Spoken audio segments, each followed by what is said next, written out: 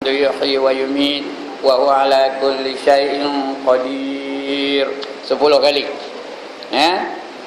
Itu aku janji tu. Kita berjanji dengan Allah Taala. La ilaha illallah. Tidak ada Tuhan yang kusembah melainkan Allah. Wahdah. Apa dia wahdah? Yang esa, yang satu. La syarikalah. Tidak ada sekutu baginya. Yang lain tu semua bukan Tuhan. Matahari bukan Tuhan, bulan bukan Tuhan, bintang bukan Tuhan, gunung bukan Tuhan, cahaya bukan Tuhan, api bukan Tuhan, lembu bukan Tuhan, gajah bukan Tuhan. Kerana saya sebut ni banyak ada kaum-kaum dalam dunia ni. Dia menyembah lembu, ada kaum yang menyembah gajah, ada kaum yang menyembah matahari, ada kaum yang menyembah api dan sebagainya. Semua bukan Tuhan. Tidak mensyirikkan Tuhan. Lahul mulk, baginya lah kerajaan. Kerajaan yang sebenarnya kerajaan siapa? Kerajaan Allah Ta'ala. Yang ada hari ini bukan sebenarnya, hanya pinjaman sementara aja. Akan datang semua akan binasa. Walikulli ummatin ajal. Tiap-tiap sesuatu itu mesti ada tempohnya, ada ajalnya. Sama ada individu ataupun pertubuhan ataupun kerajaan, ada ajal dia. Ya. فَإِذَا جَاءَ أَجَلُهُمْ لَا يَسْتَأْخِرُونَ سَاعَةً وَلَا يَسْتَقْدِمُونَ. Apabila sampai ajal mereka, maka tidak akan boleh ditangguhkan walaupun satu saat, dan tidak pula boleh dimajukan walaupun satu saat. Bila dah sampai ajal. Kita ni setakat ini belum lagi ajal, tapi akan sampai insya-Allah. Tak lama lagi akan sampai ajal kita ni. Bila sampai ajal, tak boleh nak diposponkan. Nantilah kejap kan, tak ada. Tak boleh nak postpone. Ada seorang raja tau. Ini cerita pagi ni, ya lantar. Ada seorang raja. Kerajaannya amat luas. Kekuasaannya amat luas. Negaranya amat gagah perkasa. Dan raja itu pula gagah perkasa. Makin lama makin kuat, makin lama makin kuat, makin lama makin kuat. Di satu hari dia nak merayakan ulang tahun pemerintahannya. Dia nak ngadakan satu pesta. Maka dia adakannya lah perayaan besar-besaran. Dia adakannya perarakan. Rakyatnya pun berbaris tepi jalan. Daulat tuanku, daulat tuanku, daulat tuanku. Raja di hadapan, naik kuda yang gagah perkasa. Rakyat di belakang, ada tentera berjalan kaki, ada tentera berkuda, ada tentera bergajah, ada tentera macam-macam lah. Di belakang dia tu. Lalu ditiup oleh iblis rasa takabur dalam hati raja tu. Dia pun merasakan diri dia tu hebat, megah. Macam Firaun lah. Makin lama makin gagah, makin lama makin kuat, makin lama makin apa. Sudahnya mengaku dia Tuhan. Raja ni belum lagi, tak sempat lagi. Baru dia rasa megah aja. Tengah ada action, tengah apa barak tu, tiba-tiba datang satu orang tua dari depan. Orang tua lah ya. Berjalan budak bongkok. Lebih tua daripada tuan-tuan dan perempuan ni. Tua benar. Bongkok je jalannya. Dia jalan dari depan menuju kepada perarakan tu. Dia pun terus pergi ke hadapan raja. Dipegangnya tali kuda raja tu, maka terhentilah perarakan itu. Bila terhenti, raja pun sangatlah murka, marah benar raja tu. Dia pun angkat cemeti nak mukul orang tua tu. Kata orang tua tu, tuanku jangan pukul Patik dulu. Patik bukan sengaja nak mengacau atau nak memberhentikan perarakan ini, nak mengganggu perarakan ini. Patik ada hal dengan tuanku, kena mengantarkan satu berita kepada tuanku. Berita yang amat penting katanya. Masa itu bukan di SMS. Kalau di SMS boleh SMS. Ini sebelum Nabi Musa lagi. Apa beritanya? Nantilah kita balik ke istana. Biar aku pergi ke istana dulu. Boleh kamu ceritakan apa nama yang kamu nak sampaikan berita itu? Kata dia orang tua itu, tak boleh tuanku. Ini perkara berhubung kait dengan hidup dan mati. It is a matter of life and death. Pandai orang putih betul. Kalau begitu nanti aku turun dari kuda ni. kamu boleh cerita kepada aku apa yang kamu nak sampaikan. Tak sempat tuanku. Ya, turun pun tak sempat. Sekejap ni saya nak cerita kepada tuanku. Tuanku tundukkan kepala tuanku dan Patih boleh kabarkan apa benda yang Patih nak sampai kepada tuanku. Raja pun menundukkan kepala. Datang orang tua tu pula bisik ke telinga raja. Apa bisiknya? Akulah malaikat maut. Macam tuan-tuan dan puan. Sekarang kalau balik ke asrama sekarang, sudah nunggu di pintu tu. Siapa yang mekanik? Kata, teman malaikat maut. Kata, apa dia? Macam mana reaksi dia main agaknya? Itulah dia orang tua tadi. Akulah malaikat maut, katanya. Ketika itu ngetok aja tu. Tolonglah, jangan matikan aku sekejap ni. Bagilah aku tempoh, aku nak balik dulu ke istana. Aku nak jumpa dengan gondik-gondik aku dengan apa beda dengan apa nama? Dengan apa gelarnya?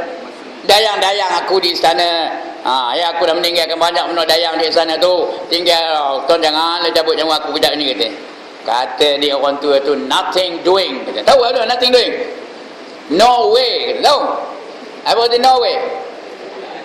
Tak ada jalan. Aku mesti cabut kejap ini juga, katanya. Sudahnya dicabut kejap-kejap itu juga. Matilah raja itu dalam keadaan kesombongan. Matilah raja itu tengah-tengah dia berbangga. Matilah raja itu tengah-tengah dia merasa dirinya besar, angkuh, takabur dan sebagainya. Jadi kalau ini boleh berlaku kepada raja tu, tak boleh ke dia berlaku kepada saya? Boleh ke tak boleh? Boleh berbenar. Kalau tengah action, pandai kamu ni ngajar, kata iblis bisik telinga saya. Pandai kamu ni ngajar je, dia main tengah angin dengarnya. Tengah apa tu? Datang ke kamar. Mati dalam kesombongan. Mati dalam takabur. Mati dalam membawa kemegahan. Macam Firaun lah. Jadi sebab itu tuan-tuan dan puan-puan, kita kena sentiasa every minute, every second, every turun naik nafas tu mesti berada dalam keadaan kenapa? Waspada kepada kedatangan malaikat maut. Itu yang kita selalu minta tu, Allahumma khtim lana bi husnil khatimah wa la tahtim alaina bisu'il khatimah. Ya Allah, jadikanlah kesudahan aku dengan sebaik-baik kesudahan, dan janganlah engkau jadikan kesudahan aku dengan sejahat-jahat kesudahan. Kerana kita anytime boleh berhadapan dengan malaikat maut. Tambah umur apa kita ni, sudah 73. Ada kencing manis, ada darah tinggi, ada sakit jantung. Bila-bila masa aja malaikat maut akan datang menemui kita, nak ngambil nyawa kita. Tapi yang muda-muda tu jangan seronok pula-pula. Dia lah dulu dia tuai, jangan. Kerana mati tu ada kerukunnya. Tuan-tuan dan puan, ada rukun ke mati? Yang pertama, rukun mati itu tuai, ada. Yang kedua, kencing manis, ada. Yang ketiga, darah tinggi, ada. Mana ada rukun? Qul innal mautal ladzi tafirruna minhu fa innahu mulaqikum, kata Allah dalam Quran. Katakan bahawa mati yang kamu nak lari daripadanya itu pasti akan menemui kamu. Dia menemui kita. Kita nak lari, dia datang berjumpa dengan kita. Itu yang pun jenuh-jenuh pagi-pagi makan pamoga lah. Ada makan pamoga tak? Tak ada. Ada makan apa ke? Kopi jantan lah. Lagi? Kopi jandil lah. Jangan mati lah tu. Tapi mati juga. Okey. Ini dia muka surat 19 tadi. La ilaha illallah miftahul jannah. Bermula la ilaha illallah itu iaitu anak kunci syurga. Saya nak sampai mesejnya apa? Selalulah menyebut kalimah la ilaha illallah. Kalimah la ilaha illallah ni banyak namanya. Ada dipanggil dia ni kalimah tauhid, kerana inilah kita mentauhidkan Allah Ta'ala. Ada yang memanggilkan dia ni kalimah syahadah, kita menyaksikan, bersaksi di hadapan Allah Ta'ala bahawa tidak ada Tuhan yang kita nak sembah, hanya Allah. Ada juga yang mengatakan afdalul zikri, seafdal zikir. Seafdal zikir ialah la ilaha illallah. Itu sebab bila nak tahlil tu imam selalu baca apa? Afdalul zikri fa'lam annahu la ilaha illallah. Itu yang sebenarnya taklimat aja. Bukannya wajib sebut itu, tapi dia taklimat. Dia ngabur kepada jemaah tu. Tuan-tuan dan perempuan, dalam Islam ni ada berkata-kata jenis zikir. Tapi yang paling afdal, yang paling utama ialah kalimah la ilaha illallah.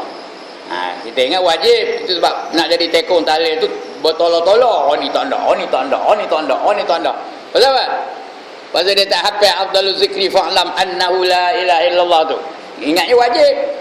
Padahal itu taklimat semata-mata. Boleh tak kalau nak tahlil tu?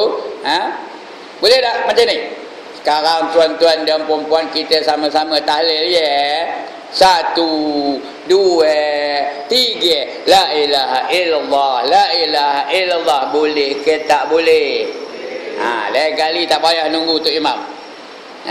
Semua peserta-peserta dalam pondok ni boleh menjadi tekong tahlil. Itu hanya taklimat aja. Dan ada juga orang menyatakan kalimah la ilaha illallah ni kalimah apa? Kalimah thayyibah. Kalimah thayyibah, kalimah yang baik.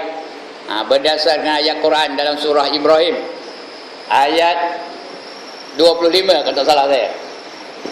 Alam tara kaifa daraballahu masalan kalimatan thayyibatan kasyajaratin thayyibah asluha sabitun wa far'uha fis sama' tu'ti ukulaha kulla hinin biizni rabbiha wa yaqribullahul amsal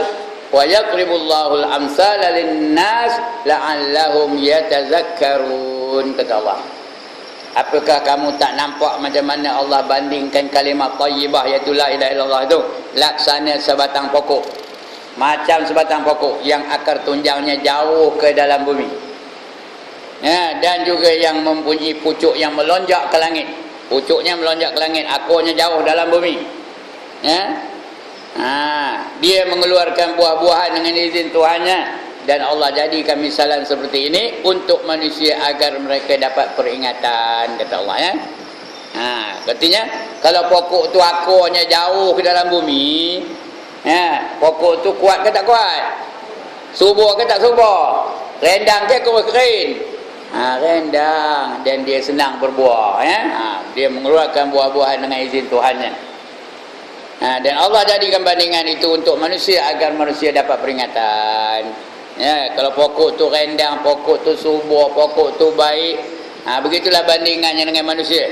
Kalau dia sebut la ilaha illallah tu betul-betul dari hati dia, maka dia menjadi manusia yang berguna, manusia yang diperlukan oleh manusia lain.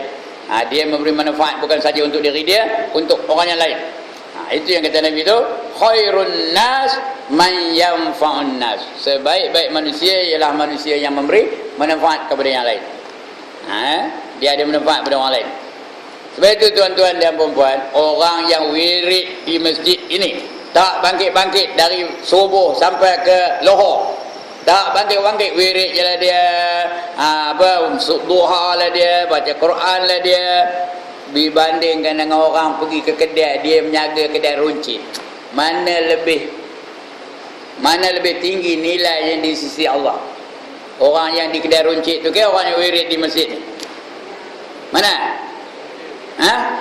Orang yang berniaga kedai runcit, kerana dia membantu masyarakat keliling dia. Dia menjalankan kerja fardu kifayah. Sedangkan orang yang di masjid ni baik juga, bukan tak baik.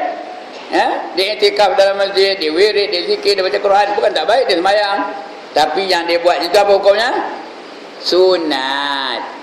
Dia buat yang sunat aja. Orang yang menjaga kedai runcit tu, dia menjalankan apa? Fardu kifayah. Mana lebih beruntung? Mana lebih utama? Fardu kifayah ke sunat?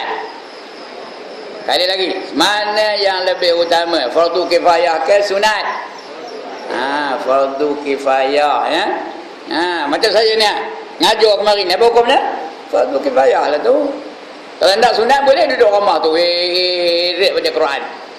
Zikir dia sampai lohor kau. Betul lohor kau baru pergi ke masjid. Jadi tak ada apa dapat. Dapat tu dapat pahala tapi tak banyak pahala di sisi Allah. Tak banyak pahala kena menjalankan kerja-kerja fardu kifayah. Bantu manusia yang lain. Itu kata Nabi tu, khairun nas man yanfa'un nas. Sebaik-baik manusia ialah manusia yang memberi manfaat kepada manusia yang lain. Itu dia. Itu fadilat la ilaha illallah ya. Bermula la ilaha illallah itu iaitu anak kunci syurga. Dan sabda Nabi lagi, man qala la ilaha illallah khalisan mukhlisan dakhalal jannah. Ini lagi satu. Barang siapa berkata ya la ilaha illallah padahal tulus ikhlas hatinya bagi Allah, nescaya masuk ia ke dalam syurga. Dan lagi sabdanya Nabi lagi, kalimatani khafifatani alal lisani saqilani fil mizan. Artinya bermula dua kalimah yang ringan di lidah. Teruk benar ke nyebut la ilaha illallah? Teruk benar kan? Sekali lagi, teruk benar kan? Senang je la ilaha illallah, la ilaha illallah, ringan di lidah. Tapi bila ditimbang besok di neraca akhirat, apa macam mana timbangannya? Berat timbangannya di neraca akhirat nanti. Kita hendak timbangan tu berat pahala ke ringan pahala? Sekali lagi, hendak berat pahala ke hendak ringan pahala? Nak berat pahala, selalulah sebut la ilaha illallah, la ilaha illallah ya. Kalau boleh dengan hati sekali. Dengan dalam hati tu sebut Muhammadur Rasulullah. Tak payah sebut dalam hati je. Sebut la ilaha illallah, tiada Tuhan yang kusembahkan melainkan Allah. Dalam hati Muhammad itu adalah pesuruh Allah. Itu dia ya. Berat pada timbangan neraca akhirat besok. Faman apa? Fa amma man saqulat mawazinuh, sambung, fa huwa fi isyatir radiyah. Barang siapa berat timbangan pahalanya nanti ketika di mizan, maka dia sentiasa dapat keredaan Allah, layaklah untuk mendapat keredaan Allah. Tapi sebaliknya, wa amma man khaffat mawazinuh, sambung, wa ummuhu hawiyah. Barang siapa ringan timbangan kebajikannya, maka maknya adalah neraka hawiyah. Fa ummuhu tu maknya. Siapa maknya? Neraka hawiyah. Siapa hendak bermakkan neraka hawiyah? Angkat tangan. Angkatlah, saya nak tengok, nak kat gambar ni kamera ni tak? Mak dengan anak apa buat dia mak? Apa buat dia mak pada anak? Ya Allah, tak pernah beranak ke mana? Apa dia buat dengan anak tu? Tidak dulu masa beranak dulu dah. Jawab dia main, handai ada benar jawab. Tak boleh beranak dah kita main. Masa ada anak tu apa buat dengan anak? Tengok aja, belah tu betul je. Apa dia buatnya? Dengan anak tu apa dia buatnya? Ditimang-timangnya, didukung-dukungnya, dilambung-lambungnya, dicium-ciumnya, didakap-dakapnya anak tu. Begitulah maknya nanti dengan anaknya. Maknya apa? Mak dia apa? Wa ma adraka ma hiya. Siapakah kamu, tahukah kamu apa yang dikatakan hawiyah? Apa jawabnya? Narun hamiyah. Api yang bersangatan nyalanya. Siapa nak bermakkan api neraka? Angkat tangan. Nak? Saya dengar macam tak tadi. Ya. Mak dengan anak. Macam itulah nanti kalau ringan timbangan kebajikannya. Hendakkan berat? Selalu menyebut la ilaha illallah. Kerana timbangan nanti di mizan berat jadinya ya. Ringan pada lidah nyebutnya senang, tapi berat pada timbangan mizan nanti. Baik, artinya bermula dua kalimah yang ringan keluarnya. Keduanya, ringan keduanya atas lidah, iaitu berat keduanya di dalam timbangan. Baik, dan ketahui daripada segala makna tauhid yang tersebut di atas akan keesaan Allah Ta'ala. Besar I nya, patutlah tak nampak saya. akan keesaan Allah Ta'ala itu pada zatnya dan pada segala sifatnya dan pada segala perbuatannya dan pula segala hukumnya dan pada segala perintahnya. Allah tu esa pada zat. Apa tu zat? Zat tu bukan protein, vitamin, karbohidrat, itu zat makan.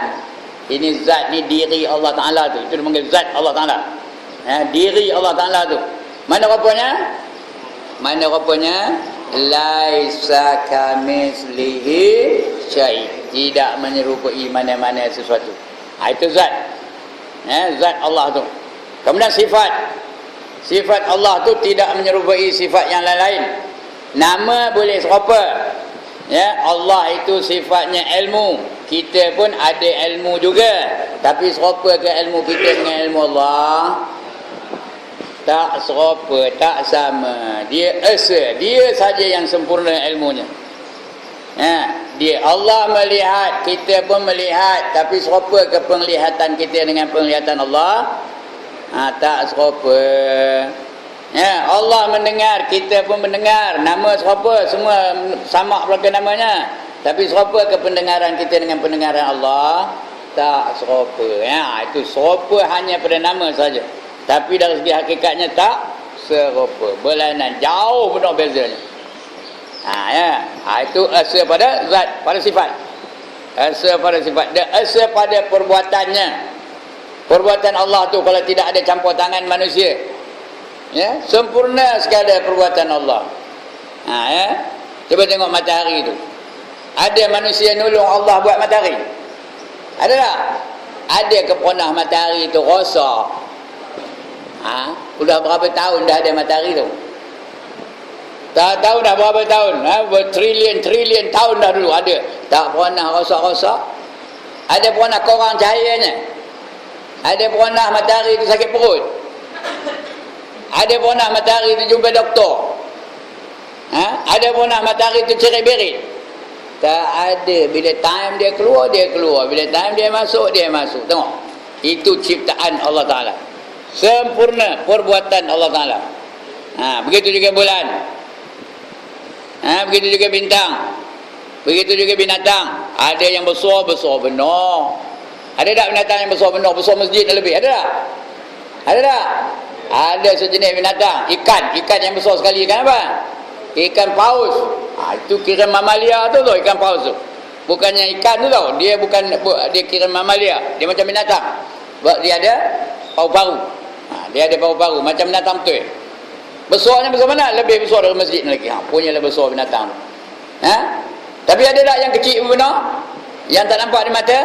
Kuman tak nampak di mata, tapi dia ada belaka. Kepalanya ada, kakinya ada, ekornya ada, kulitnya ada, tapi tak nampak di kita, betul?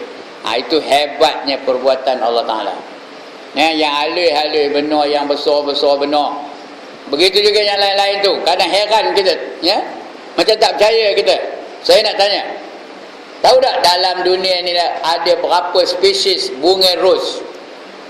Itu orang nama ros ada situ. Ada berapa spesies bunga ros? Kuis perdana pagi ni. Satu. Dia punya lah, Tuan Ditamin punya ros satu aja. Ros itu aja.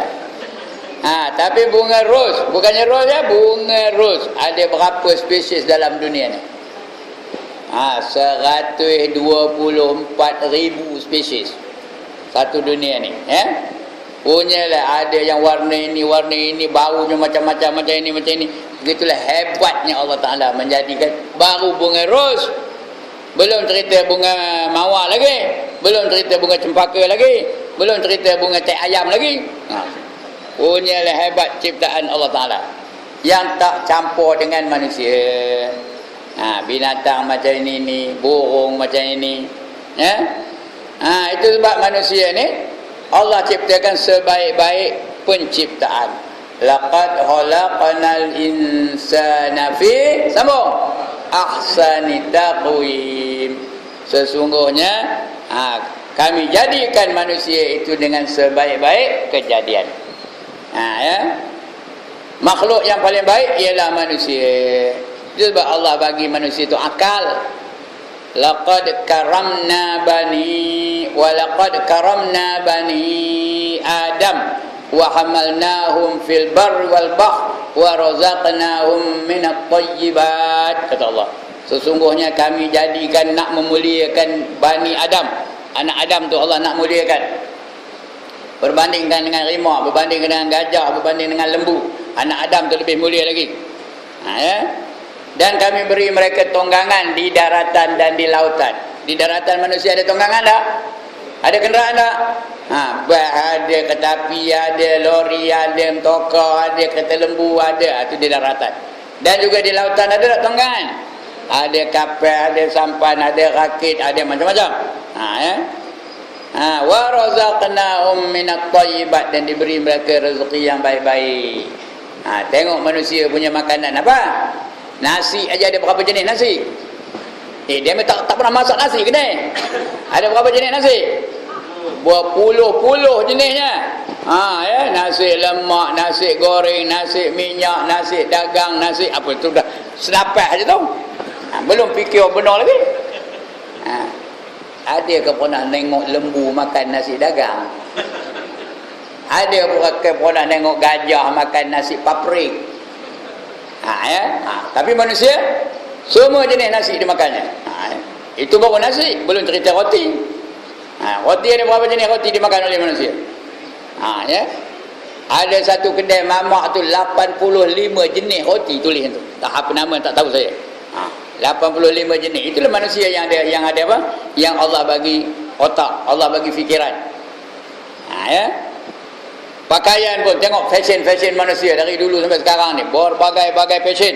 Saya teringat masa saya muda tu apa? Seluar Yankee. Dia orang yang tua, dia tak ingat ke seluar Yankee dulu? Ketat benar ponggongnya, kecil benar kaki tu. Itu namanya seluar Yankee. Itu juga Amerika tu. Yankee tu perkataan Amerika. Kita ngaburkan orang Amerika tu Yankee lah tu.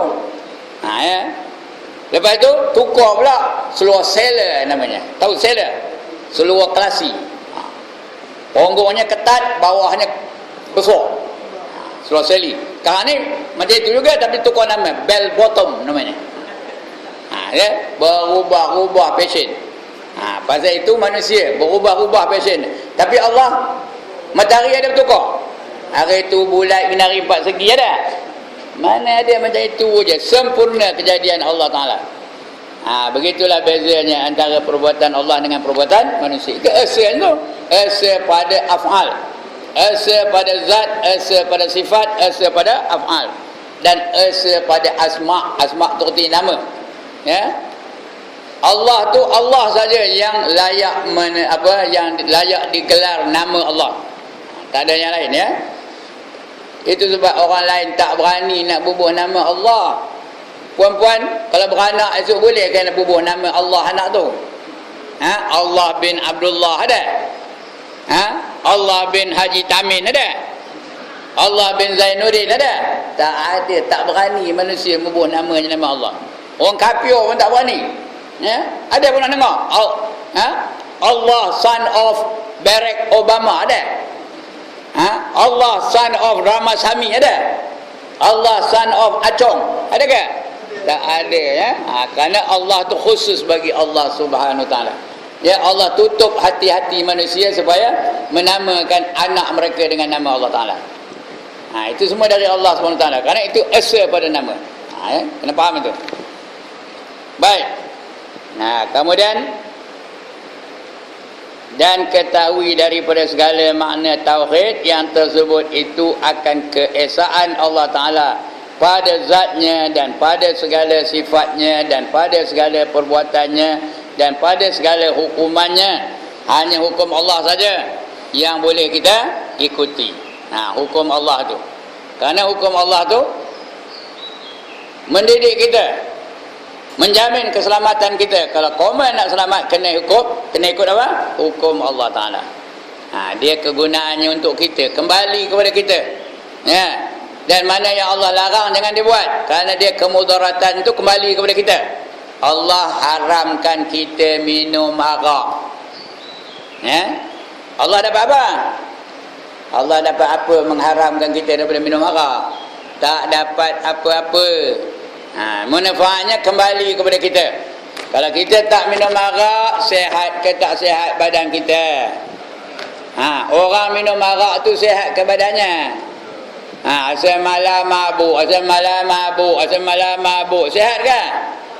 Ya? Asal malam mabuk. Aci buka pintu, Nana balik pukul 1.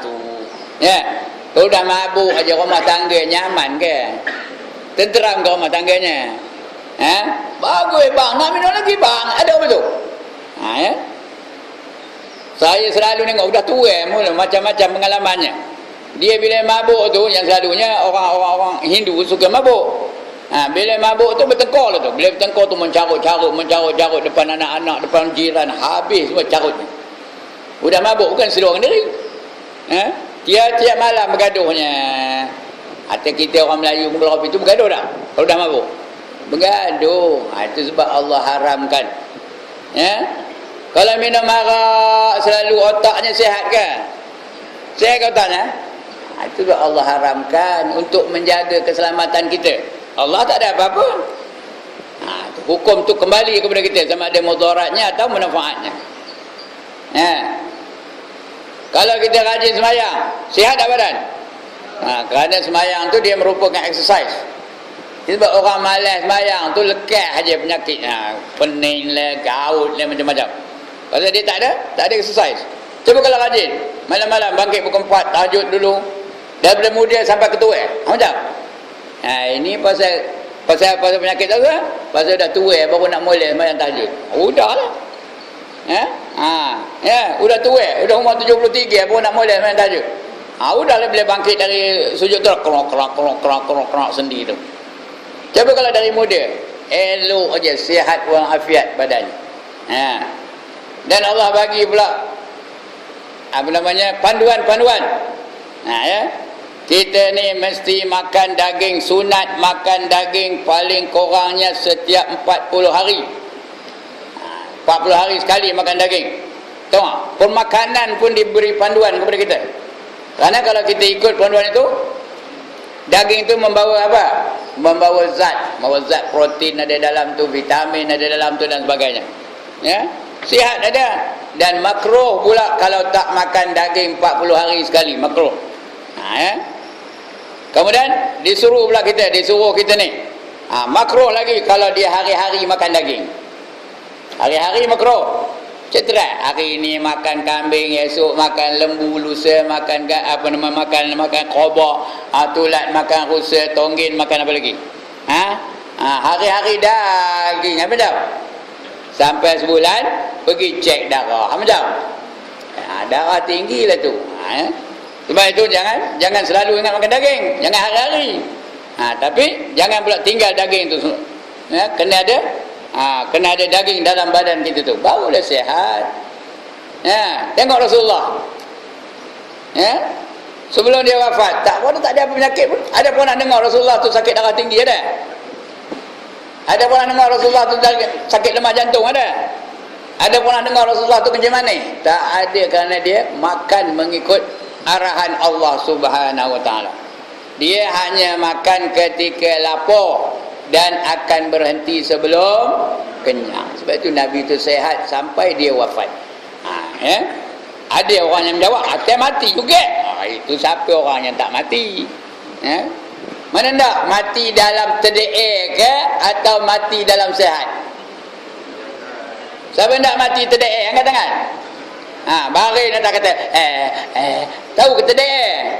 Ya Allah, dia betul tahu apa terde'er. Tahu. TDA tu kena sebut betul-betul tau. TDA. Jangan TDA tak betul. TDA tak betul. Sebutan tu nak betul. Imalahnya tu nak betul. Tahu imalah? Ya Allah, dia mengaji tajwid takkan tak faham, tak tahu apa nama imalah. Yang baca sengit tu. Wadduha wal laili iza saja. TDA saja macam tu Siapa nak mati macam Ariel Sharon? 8 tahun TDA. Kenal ke siapa Ariel Sharon? Ya Allah, tak pernah dengar dia. Siapa? Bintang filem kan? Siapa?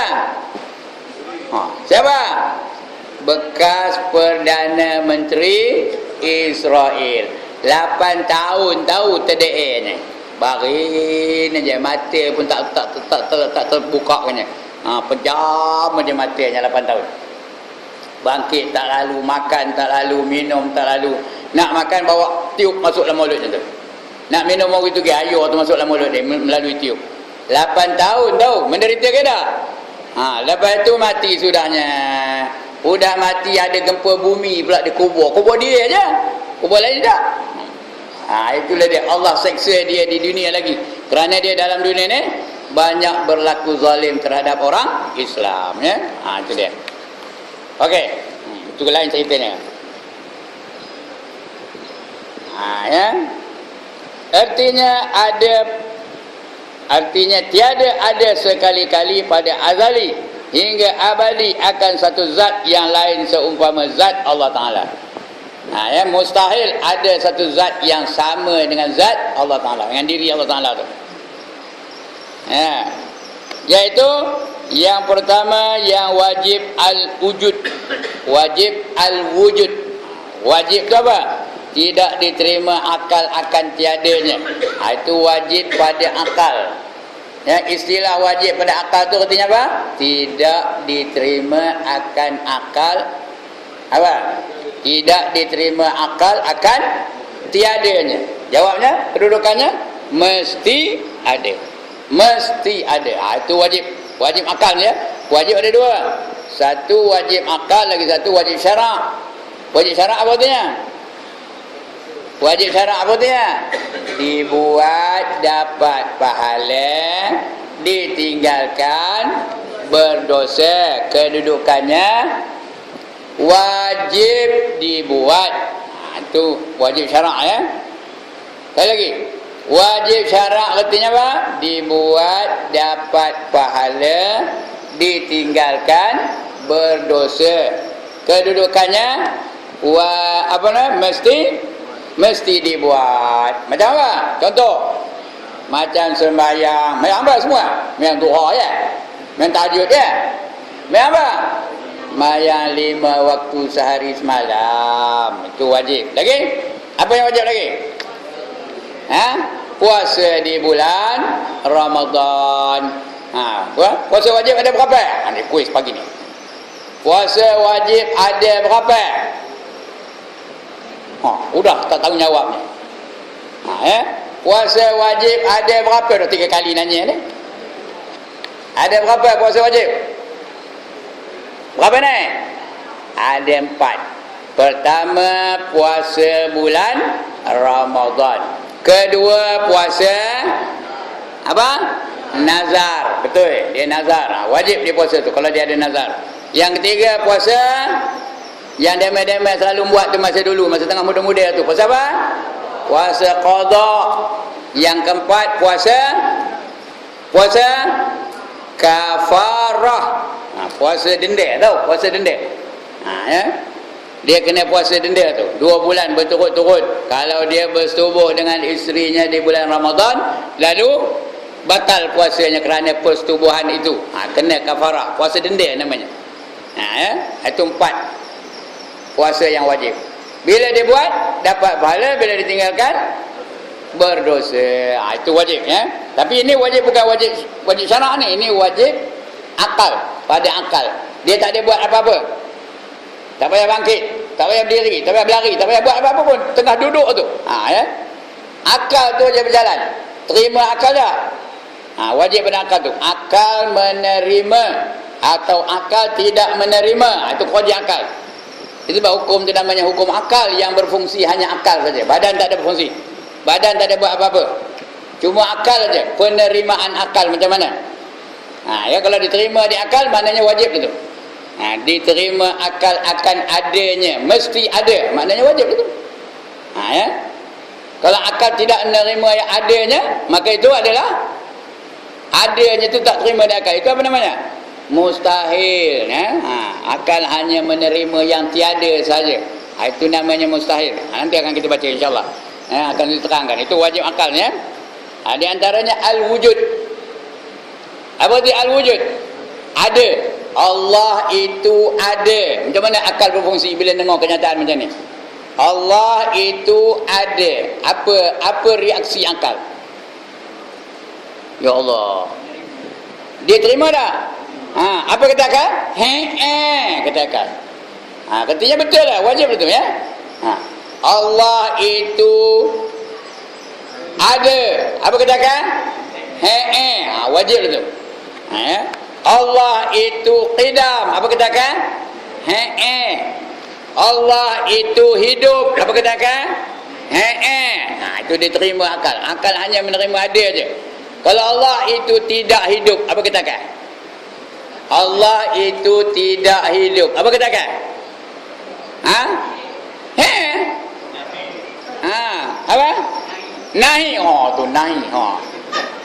Pandai dengan Hindustan rupanya orang Bandung ni. Nahi tak betul. Jinahi baru betul. Jinahi. Bukan nahi aja tau. Katanya hidup. Ya. Tak terima di akal. Itu dia al-wujud. Katanya ada. Okeylah. Kita ambil satu-satu. Allah itu ada. Ya, kita ada ke tak? Kejap ni ada tak saya? Ada tak tuan-tuan? Ada tak puan-puan? Atas serupa lah ada kita dengan ada Tuhan ya. Serupa ke lain? Apa lainnya? Ada lah saya ada, Tuhan pun ada. Serupa lah saya dengan Tuhan. Boleh lah saya menggelar diri saya Tuhan ya, begitu kan? Apa beza? Ada beza tak? Banyak bezanya. Yang pertama, adanya saya ni kerana Allah nak adakan saya. Kerana Allah nak adakan saya, maka adalah saya. Tuan-tuan pun ada kerana Allah nak adakan tuan-tuan. Puan-puan pun ada kerana Allah nak adakan puan-puan. Kalau Allah tak nak adakan tuan-tuan dan puan-puan macam? Macam? Tak ada lah. Mana dia Ustaz Azizi? Tak ada. Allah tak nak jadikan dia. Tapi kenapa dia ada kejap ni?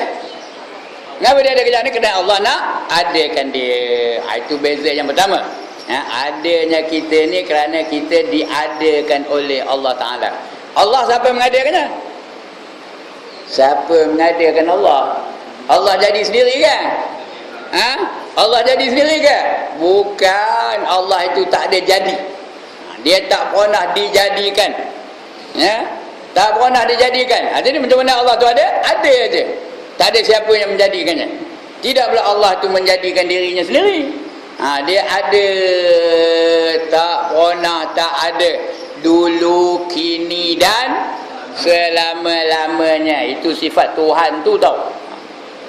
Jangan diambil-ambil, jangan dirampai-rampai sifat Tuhan. Itu hanya khusus bagi Allah saja.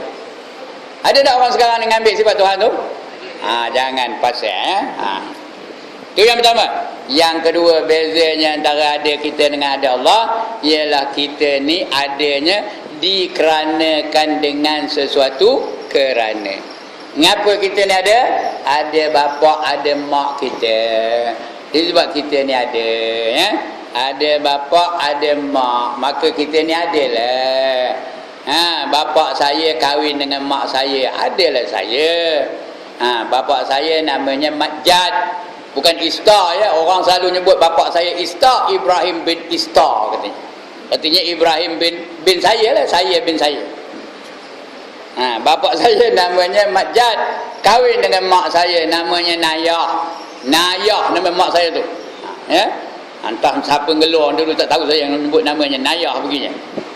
Adalah saya Ibrahim Istar bin Mat Jad. Mengapa ada? Kerana Allah nak adakan. Allah ada ibu dan ada bapa. Ya. Itu. Tuan-tuan pun begitu juga. Puan-puan pun begitu juga. Ada mak, ada ayah. Adalah tuan-tuan dan puan-puan.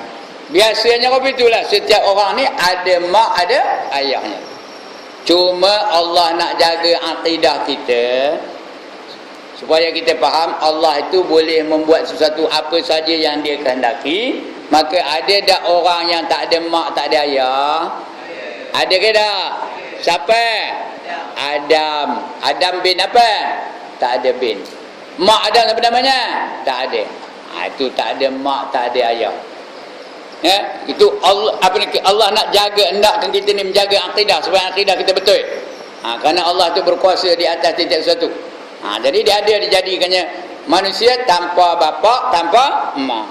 Ya, itu yang Allah pesan kepada kita ni. Ingat tak koma ketika aku khabar kepada malaikat, ya, wa il qala rabbuka lil malaikati inni ja'ilun fil ardi khalifah. Ingat ketika aku khabar kepada malaikat bahawa aku nak menjadikan khalifah di atas muka bumi ini. Aku nak jadi khalifah di atas muka bumi ini, iaitu nak menjadikan Nabi Adam. Ya. Itu dah. Tak ada bapa, tak ada mak. Macam mana? Entah, jangan kita kaji-kaji kaifiat macam mana Allah jadikan Adam. Ambil tanah tu kepek-kepek dengan tangan gitu kan? Tak tahu kita macam mana, tapi adalah Adam tu. Allah yang menjadikannya.